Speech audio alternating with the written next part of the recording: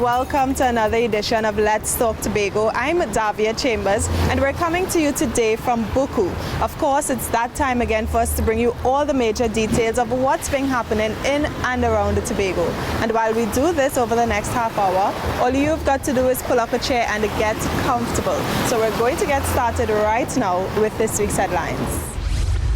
The Tobago House of Assembly clears the air on a recent matter regarding cheques issued to contractors.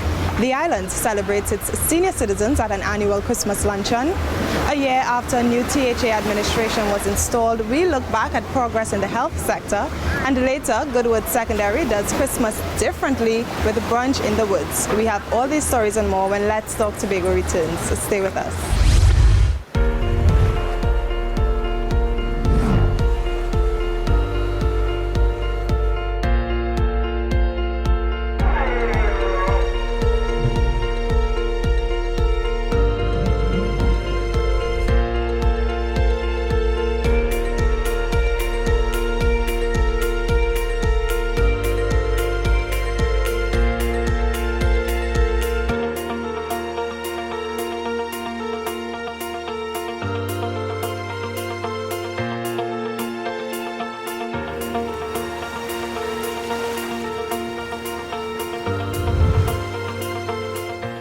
Chief Management Accountant Petelan Roberts has issued an apology to contractors over recent challenges with Tobago House of Assembly cheques.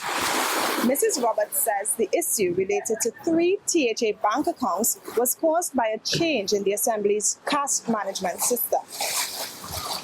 In 2003, the THA decentralized its bank accounts to give divisions autonomy in managing their finances. 11 years later, in 2014, the government began the process of digitizing and modernizing its infrastructure. The Assembly's public financial management system was part of the pilot project. So whilst we were undergoing all the change management and the developers came to Tobago and they saw the Tobago House of Assembly framework for bank accounts, they said, listen, this system requires fewer bank accounts. The THA had, in last fiscal, 70 bank accounts. Wow. So you can imagine how difficult it is to manage 70 bank accounts. So with Free Balance, which is the software that the THA will be adopting very soon, as soon as this week, we are just waiting word on central government. We had to have the changes of the bank accounts, and this was a direct result of what had transpired with the cheques. The Chief Management Accountant says the Assembly operated 70 accounts. In October, the operations were changed. This means the Division of Finance now has a strengthened treasury function for the THA. All of the accounts have been consolidated into 4 main accounts. So we had divisional payroll accounts, divisional goods and services accounts, divisional development program accounts, and divisional special purpose accounts. So when the developers came and they looked at our framework, they said, listen, this cannot work in our IFMIS, in our information system that we want to adopt. So therefore, you have to change it. So we consolidated our resources in fiscal 2023, this fiscal. So all the releases are in 4 separate bank accounts rather than being disbursed to divisions. Now, when you issue a cheque, it's against the releases. These cheques that bounce had nothing to do with this fiscal. These cheques were issued prior to September. And therefore, persons who are now coming forward, and this is only evident in 3 bank accounts so far. I don't think we would see the issue because we have asked divisions to reconcile and look at your accounts, look at your unpresented checks, look at your unspent balance and ensure that you have the resources to which these checks can be matched against. So when the first check bounced, we had a meeting at the Division of Finance to treat with the matter.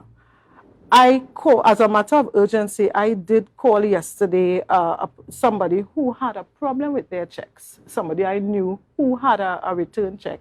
And I asked, was your check reissued? And they told me yes. family law may not possess the prominence of its civil and criminal counterparts. However, it's just as important. That's why the recent Family Law Conference hosted right here in Tobago at the Magdalena Grand Beach and Golf Resort grabbed the attention of officials. We have highlights from the opening ceremony in this story.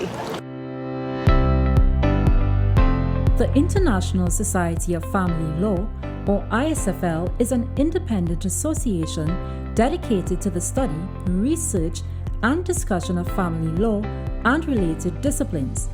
And fittingly, its annual conference was recently hosted on our beautiful shores of Tobago, a place that's all about family love.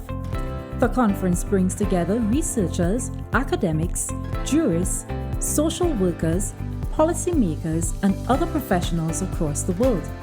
They share research, experiences, and ideas on human rights that impact us all. And this conference provides that opportunity for us all. It provides an opportunity for us to even look at how something we never thought possible in our lifetime, such as a global pandemic that forced us to stay at home, how that has impacted our families. In most territories, we have seen an increase in domestic violence. We have seen a rise in conflict in the family. And maybe being forced to stay home made us recognize how much we perhaps didn't love each other. And with all those emotions, we have to find solutions. And we are counting on you in the legal fraternity to be a guiding light to all of us, especially to those within our society who from time to time take up the profession of being bush lawyers.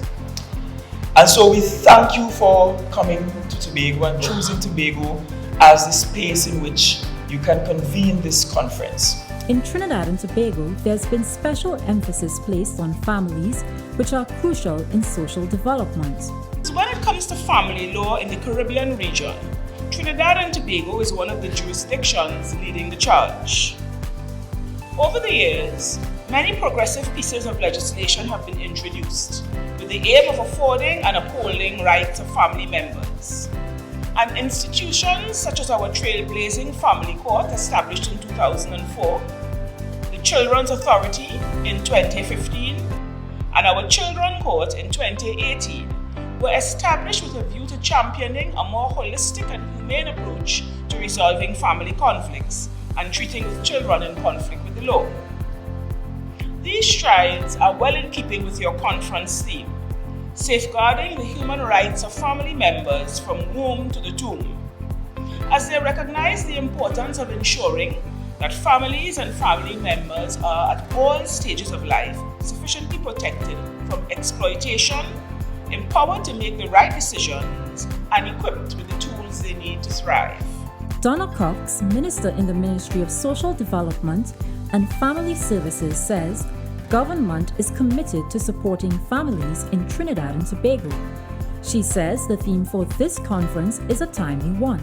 There is no doubt that the human rights challenges facing family today are more complex than 30 years ago. The challenges experienced by the family causes us to recognize that institutions cannot work in isolation, but must work together to ensure that family members are protected. The Ministry of Social Development and Family Services has the lead responsibility for supporting families in Trinidad and Tobago, and we agree that this theme places on center stage the need for comprehensive and inclusive systems of care and support for families on the one hand, and the importance of continued collaboration among stakeholders on the other to protect the rights of all family members. The conference was held at the Magdalena Grand Beach and Resort. It ran from December 13th to the 16th, 2002. I'm Josanne Brassi for Let's Talk Tobago. Now, Christmas celebrations would not be complete without our senior citizens. And as in years gone by, the Office of the Chief Secretary has recognized many of the island's young at heart residents at a special luncheon. You can find out more about this year's event in this story. Let's raise a toast, and we are toasting to longevity, long life, good health, good family, a beautiful island, good home, good access points to your homes, and above all, support and love from family, friends, and the Tobago House of Assembly. Cheers. Hip, hip, hip. Hey. Get there.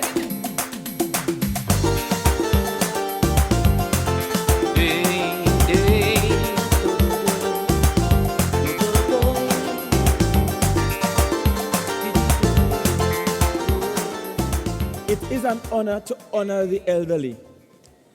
The Bible says that we must honor our mothers and our fathers, that our days may be long on the land. And that extends beyond just mommy and daddy to the grandparents and the great-grandparents. In fact, my very presence here is because some grandmother and grandfather took time to nurture me. We could thank all the people on this island, but if we don't thank you for the role you have played in building this island, then we would have failed you, and would have failed miserably. You are not just a beacon of the bygone past, but treasures of the present and examples for the future. Only them businessmen could pay. They say that Christ is born on Christmas Day. They say it is a pagan's holiday. Great, very great. I think it's one of the best things we had after the pandemic. It brings out a lot of people, a lot of my friends that I used to work with.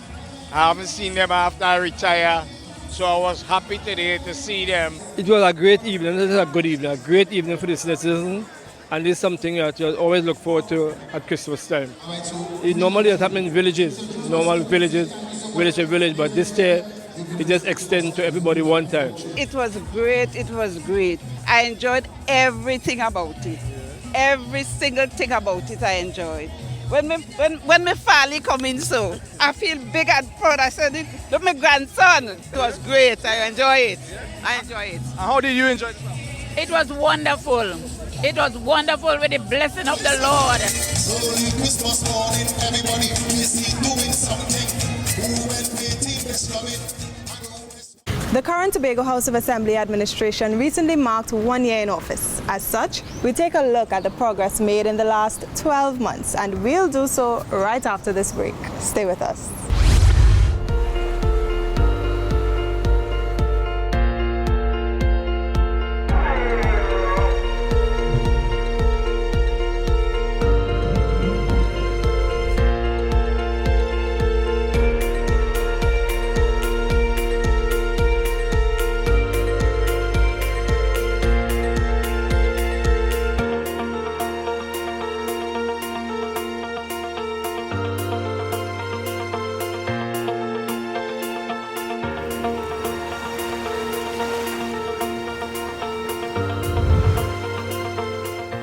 With 12 months under the belt of the current THA administration, we're taking a closer look at the progress it's made to date.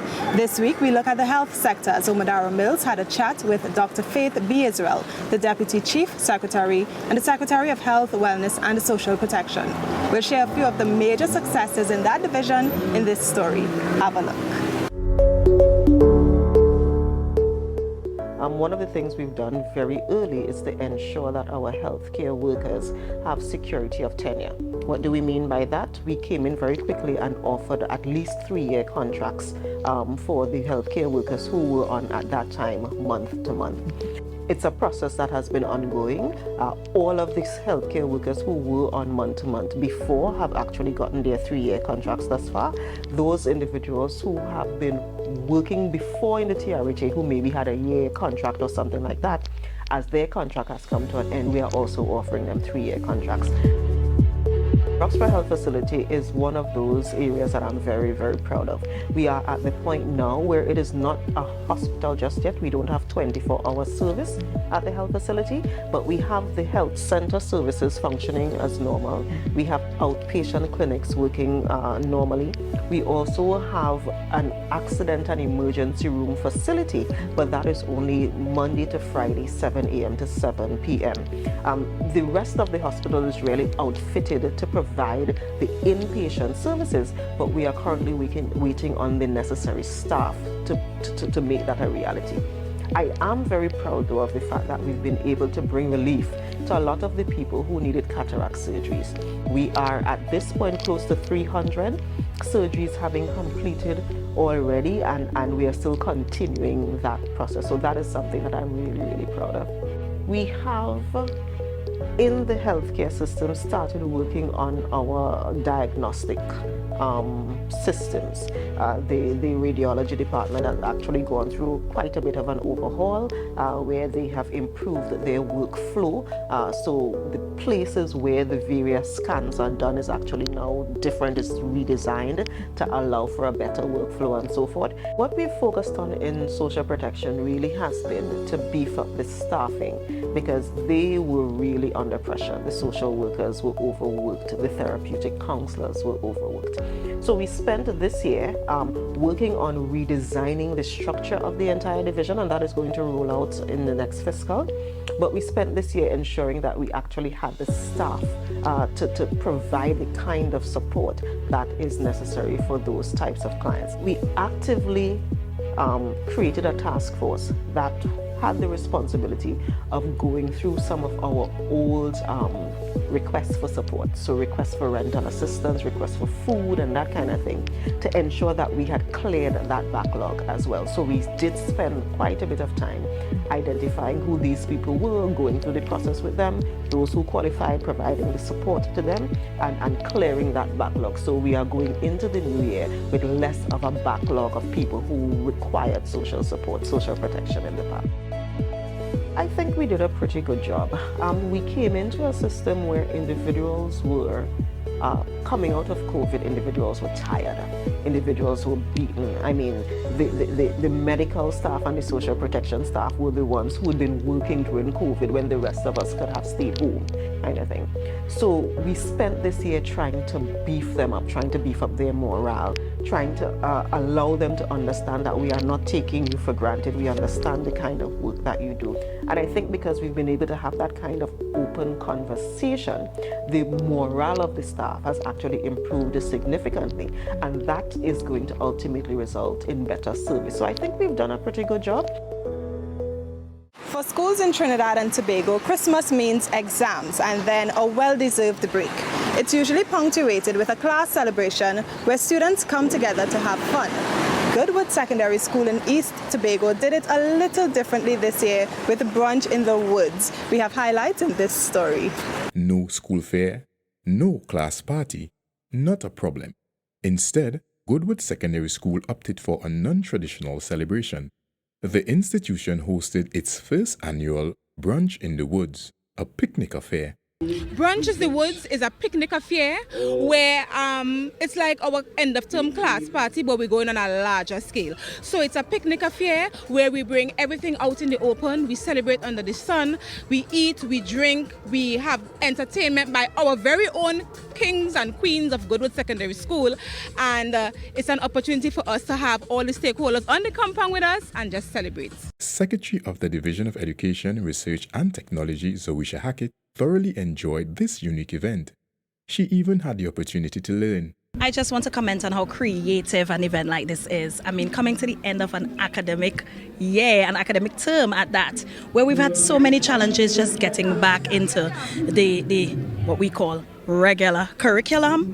When you see events like this, you're very, very impressed by the fact that a school has been able to use nature, right, and the balance of the natural environment and bring that as a part of the curriculum and have students so immersed in this educational experience. Past and present students were happy to be part of an event like this. It was a very good idea. It is going really, really nice. It turned out better than I expected. It was executed nicely. I think the brunch was well executed. It's been a long time since we had an event, a school event, and I was looking forward to it. And the expectations was high, and they succeeded. It was a success. Well, it's the same thing for me. I think that it was one of the best ideas Goodwood ever put forward to. And I think everything is looking amazing, and it could happen many more times again. The initiative is a good initiative. It shows that there's a lot of camaraderie going on within the schools. Alongside when we got invited to work alongside with Miss Maslin. I was happy to get on board because we always dreamt of coming back to the school to actually do something for the school. So I'm glad Miss here. So we know we're seeing this going a lot further than here today. Brunch in the Woods, a picnic affair, was held on the school's compound in Goodwood. I'm Marlon Gottsliben for Let's Talk Tobago. The name John Arnold has been associated with music and culture in Tobago for decades. In this next story, he tells us about the inspirations behind his memoir entitled Tobago Son, which takes a candid look at his experiences over the years. Here's more from Omadaro Mills. The two main concerns for me were how this surgery would affect my ability to urinate, and also how do I cope with sex. Because two common side effects of the surgery were urinary incontinence and erectile dysfunction. I recall talking with my mother and telling her about these areas of concern, and her comments were that I had had enough sex in my life already, and so that area was not an issue. Surviving prostate cancer is just one of the many experiences John Arnold shares with the world in his memoir, Tobago Son. Mr. Arnold penned the book alongside veteran journalist, editor, and author Lisa Allen Agostini. The book chronicles Mr. Arnold's life and major points in his career, from his recollections of Hurricane Flora in 1963, his passion for music, his teaching career, his connections with the Signal Hill Alumni Choir, to his involvement in various culinary, cultural, and musical events on the island. This 64-year-old writer says it was strange holding his own book for the first time. The manuscript, which is like your computer, is completely different to when you have this in your hand. And you're watching all the pictures and this is the book, you know. So I have to tell you, that was a surreal moment. It was really something else to hold the book in my hand, take it out, and actually, you know, and start to read, and you almost didn't believe, hey, this is what you actually said in those interviews. 2 book launch events were held, one in Trinidad, the other in Tobago. Mr. Arnold appreciates the support he's received from various people.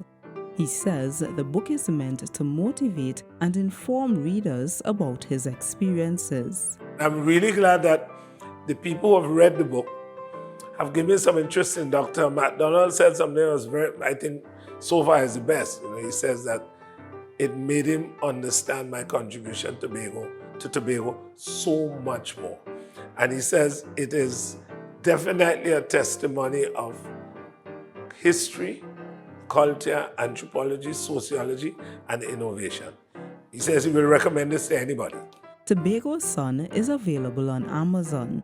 You also have the option to purchase a hard copy from John Arnold himself. Just call 751-5027. I'm Omadaro Mills for Let's Talk Tobago. So we have to take another break, but do not go away. Let's Talk Tobago. We'll be right back. Stay with us.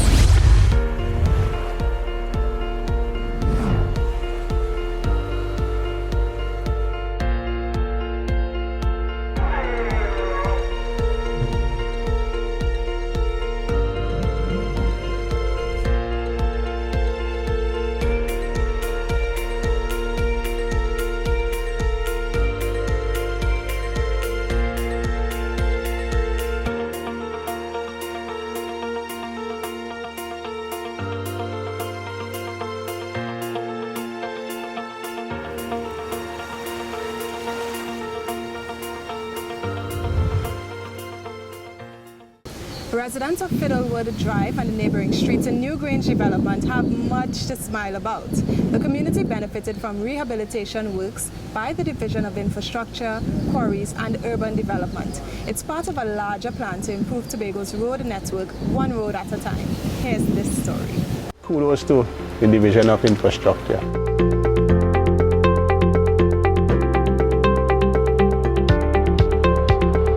Living in New Grange development, 20-something years. I live in Fiddlewood Drive, New Grange development for the past 19 years. I've been here since 2017. I built a house in 2004. We keep going to the authority for assistance to repair the roadway here and no assistance. They had laid some stuff, some stones, I don't know if it's crushed on your call that or so, on the road. You know, we were really expecting the developer to pave the road for us. He was supposed to, but unfortunately he passed away and left it undone. When we reformed before, the road used to be like a V. People used to be skidding, you know, skidding. I was forced to buy four-wheel drive vehicle. But other times I get fed up because the plan was to fix it with oneself. It used to happen inside there. The drainage, they start the drainage and never finish. So when the water coming from the back by Canby, the road used to flood. The drive used to plenty more than rainfall to modern drive and stone. I don't come and sweep it off every minute. Mr. Fraser, he came down and saw the road and said, "Now this road have to fix." And we were quite happy to see he came in and did this job for us. The neighbors feel very, very good about the road. No complaint. Feel very good. Very good. I appreciate that very much. Yeah, I really appreciate it, man.